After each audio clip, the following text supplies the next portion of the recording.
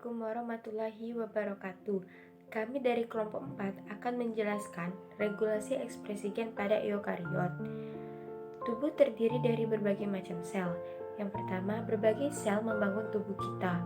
Kedua, terdapat sel-sel saraf, otot, darah, dan lain-lain. Ketiga, semuanya dikode oleh gen-gen yang susunannya sama. Bagaimana bisa terjadi perbedaan sel sementara semuanya mengandung sekuen DNA yang sama? Hal ini dikarenakan adanya regulasi pada ekspresi gen. Selanjutnya akan dijelaskan oleh rekan saya. Perkenalkan, nama saya Cempaka Deutami. Di sini saya menjelaskan gen pada eukariot untuk sebuah rantai polipeptida dikontrol oleh promotornya sendiri. Walaupun tidak terdapat pada sel eukariot, ekspresi gen pada eukariot berlangsung di sejumlah tahapan yang berbeda, yaitu transkripsi, pasca transkripsi, translasi, pasca translasi. Pengaturan pada tahap transkripsi merupakan pengaturan utama pada ekspresi gen. Pengaturan pada tingkat translasi merupakan mekanisme tambahan berlangsung di sitoplasma. Untuk suatu gen spesifik, pengaturan dapat terjadi secara bersamaan untuk berlangsung atau menghambat ekspresi suatu gen. Baiklah, sebelumnya perkenalkan, nama saya Rika Hadiputra. Saya akan menjelaskan materi yang keenam. Yang keenam ada sinyal eksternal dapat mengubah ekspresi gennya. Semua sel pada tubuh dapat mengubah ekspresi gennya karena adanya sinyal eksternal. Contohnya, pada sel hati akan merespon adanya hormon glukokortikoid. Dengan adanya hormon ini, beberapa protein pada sel hati akan menurun konsentrasinya. Hormon akan diproduksi apabila terjadi kelaparan atau adanya latihan berat yang dilakukan individu. Baiklah, yang ketujuh ada sinyal eksternal dapat mengubah ekspresi gennya.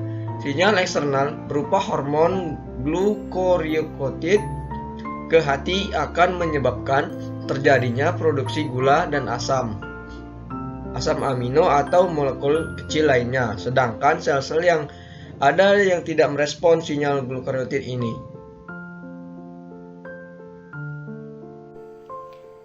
Selanjutnya saya akan menjelaskan tentang regulasi ekspresi gen terjadi dari DNA menjadi RNA menjadi protein.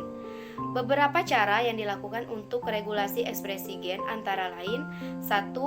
Mengontrol kapan dan seberapa sering suatu gen akan ditranskripsi atau kontrol transkripsi. 2. Pengontrolan saat splicing dan pemprosesan RNA hasil transkripsi atau kontrol pemprosesan RNA. Dan yang terakhir adalah menyeleksi mRNA mana yang akan ditransportasikan dari nukleus ke sitoplasma, serta di bagian sitoplasma mana mRNA akan ditempatkan, atau kontrol transport dan lokalisasi mRNA.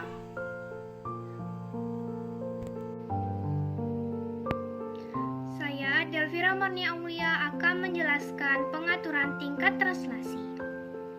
Pengaturan pada pembentukan protein, faktor inisiasi untuk translasi, terutama faktor inisiasi eukariotik 2 atau EIF2, merupakan pusat mekanisme pengaturan ini. Kerja EIF2 dapat dihambat oleh fosforilasi mRNA lain memiliki lengkung tajam yang menghambat inisiasi translasi.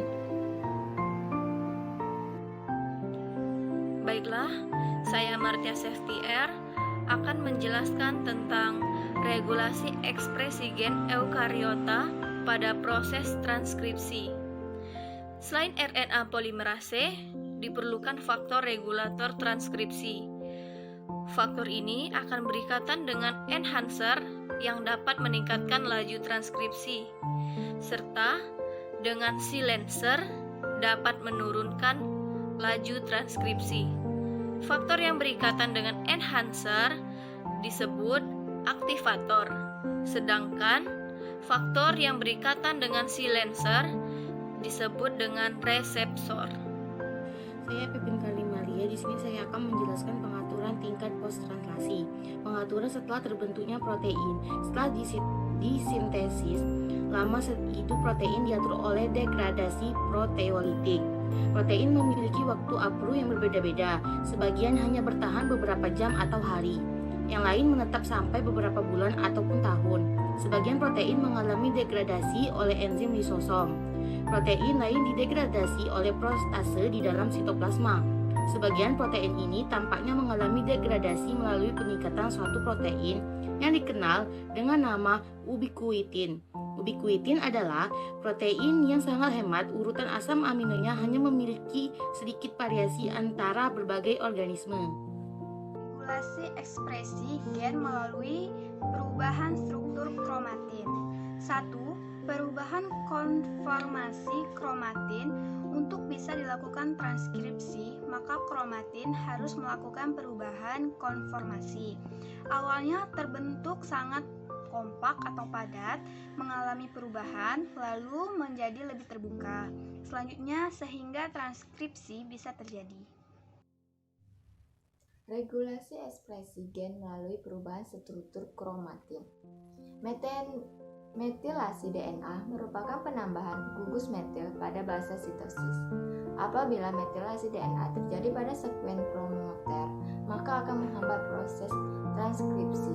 Hal ini bisa terjadi kemungkinan karena faktor transkripsi tidak mengenali promoter atau karena kromatin tidak terbuka. Metilasi DNA dibantu oleh enzim DNA metiltransferase. Regulasi ekspresi gen pada proses pemrosesan RNA dan translasi. Yang pertama, alternatif splicing pre-mRNA dapat dipotong menjadi beberapa daerah pemotongan yang berbeda sehingga akan dihasilkan asam-asam amino yang berbeda dan diperlukan untuk fungsi sel yang berbeda-beda. Yang kedua, editing RNA. Perubahan sekuen RNA dari C menjadi U atau dari A menjadi I, inosin. Bisa juga terjadi delesi atau insersi. 3. Stabilitas RNA. Sekuen A atau poli A yang panjang pada akhir pre-mRNA mempengaruhi stabilitas RNA. Hal ini dikarenakan terdapat protein yang akan berikatan dengan poli A. Beberapa RNA yang tidak memiliki poli A akan lebih cepat didegradasi. Saya Vera Lorenza. Yang keempat, RNA interference. Proses degradasi RNA yang menggunakan mikroRNA. Yang kedua, mikroRNA adalah sekuntai ganda RNA yang dapat mengeditasi suatu RNA dan sangat berguna untuk sel supaya terhindar dari infeksi virus. Yang kelima, fosforilasi ribosom. Penambahan gugus fosfat pada protein yang berperan dalam proses translasi sehingga tRNA MET tidak dapat bergabung dengan 40S subunit ribosom sehingga tidak terjadi proses translasi, dan hal ini terjadi bisa dikarenakan infeksi virus, kekurangan nutrisi, dan keracunan logam berat.